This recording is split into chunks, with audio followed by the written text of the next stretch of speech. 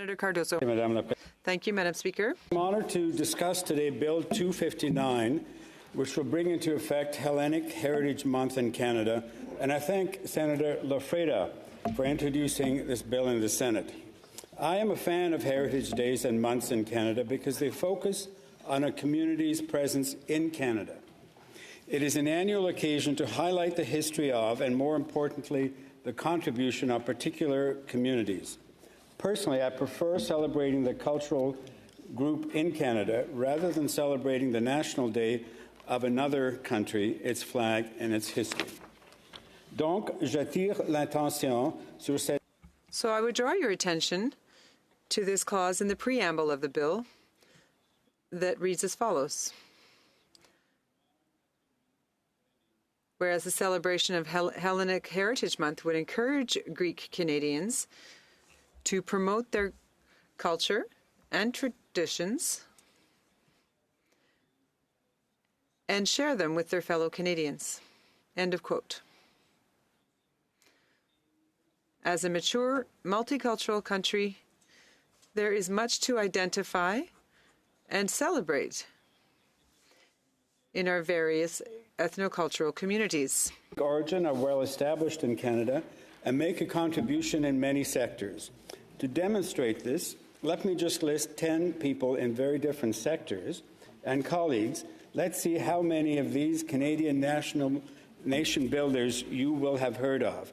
Please keep your own score, and if you've gotten at least 9 out of 10, you can earn the title of Honorary Greek Canadian for the day.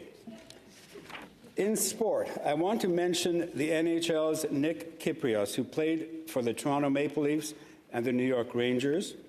The innovative Mike Lazaridis was founder and co-CEO of Research in Motion. In media, Vashi Kapelos is chief political correspondent for CTV, who keeps a sharp eye on all of us lawmakers in Ottawa. And George Stroumboulopoulos is surely the hippest and most provocative journalist in Canada. Nick Nanos is the founder of the venerable Nanos Research, who regularly appears in many media and discuss his public opinion research. In politics, Gus Mitches, who I had the good fortune to work with fairly closely, was a progressive Conservative MP from Ontario. He was perhaps the first Greek Canadian elected to Parliament and chaired the House Multiculturalism Committee. Eleni Bakopanos, a Liberal from Montreal, served for 9 years in Parliament and has continued to play a leadership role in Equal Voice, promoting women in politics. Nikki Ashton from Manitoba has been in Parliament for 15 years and sought the national leadership of the New Democratic Party in 2017.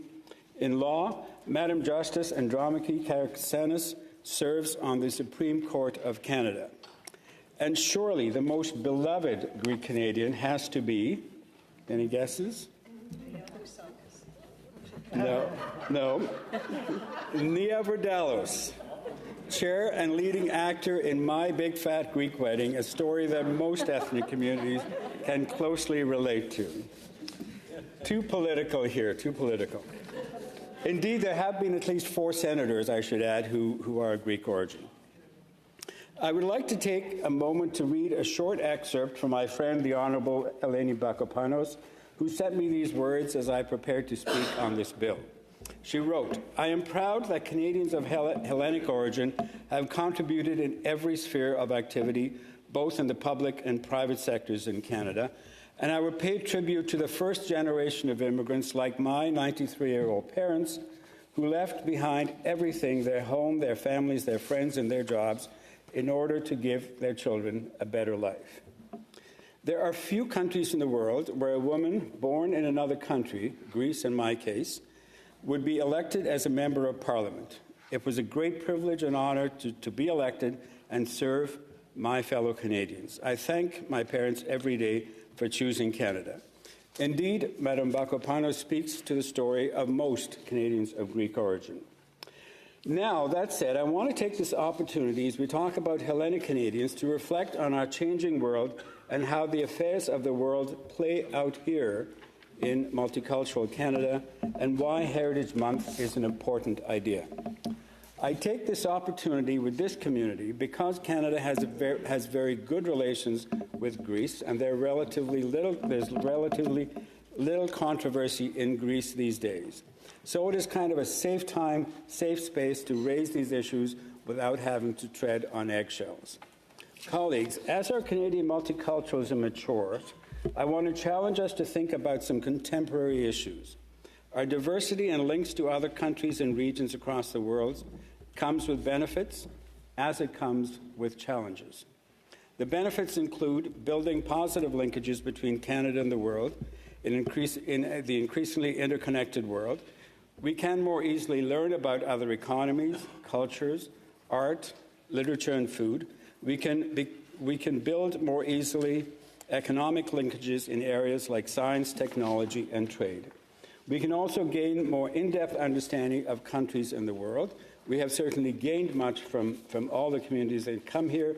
And in the case of Greece, I would add, we also have stood to learn about philosophy and democracy. So as diaspora communities in Canada become larger and more politically mature, they naturally pledge to have more influence on Canada's stand in international affairs. Honourable Senators, this is where it becomes more interesting, more beneficial, and more challenging. As our diversity has increased over the last century, we not only have supporters of various countries and perspectives abroad, we have the supporters of different sides of controversies within specific regions, and they each demand that the Canadian government do more for their side and less for the other side. This is all natural. While these issues have been present for decades, most recently we have seen these issues play out in matters relating to Ukraine and Eastern Europe, China, India, Iran, and the Middle East, just to name a few. In a democratic country, we may all agree that Canadians of all origins should be able to interact in the public sphere about the perspectives that they have and should be able to hold lawful demonstrations to press their point, even if sometimes those protests may be very large and may be inconvenient to citizens, hopefully for short periods of time. Sometimes we have all been on the same page and had a national consensus around certain issues, such as the invasion of Ukraine or the ending of apartheid in South Africa. But those are the rare ones. What we cannot agree to is violence of any kind, violence directed to the Canadian government or politicians or towards Canadians who may be perceived to have different views on or people of different religions and ethnicities. People of opposing perspectives should be able to have peaceful demonstrations, even if they end up in similar locations at the same time. And importantly, Canadians of all backgrounds must feel free to live their lives freely and never have to face violence or threats of violence in or near their homes, in public transit, in schools, colleges, or universities. We have a serious problem in Canada when Canadians are concerned about their safety if they wear a yarmulke, a strimel, a talit, a hijab, a sari, a turban, or a braid. Lest it not be forgiven, I want to add that foreign influences of a negative sort don't only come with diaspora communities from Europe, Asia, and elsewhere. They come from the United States, where the convoy occupation that descended in Ottawa early last year had strong influences from radical political forces south of the border, most notably the folks who carried out the January 6, 2021 attack on the Capitol in Washington, D.C. These forces are rapidly spinning out of control in the United States, and we must be crystal clear that occupying our beloved capital or border crossings by these radical elements must never be tolerated. There must be no place for cultural wars and warriors in Canada, especially those that seek to whip up political rage, anger, or violence.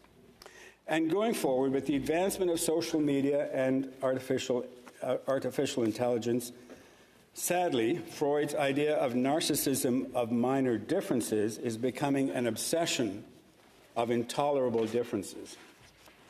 So as I sum up, I want to invite us as Canadians, those with various diaspora communities, parliamentarians, and the general public, to rethink some of the things we do. Perhaps it's time to think about moving away from celebrating national days of other countries, having flag raisings and other events that relate to those other countries. Perhaps it's time to shift our focus heavily towards Made in Canada, Heritage Days and Months, celebrations, and commemorations. Coming back to Hellenic Heritage Month in Canada, I welcome it, and I urge us as Canadians to think generously but carefully about how we focus our energies on celebrating the history and the presence of various communities in Canada, that we keep disruptive or violent foreign influences in check. Honorables sénatrices et sénateurs, je fais... Honourable Senators, I warmly congratulate all Canadians that have been working on the Hellenic Heritage Month for years. We're on the cusp of making it a reality. Thank you so much for this wonderful gift for Canada.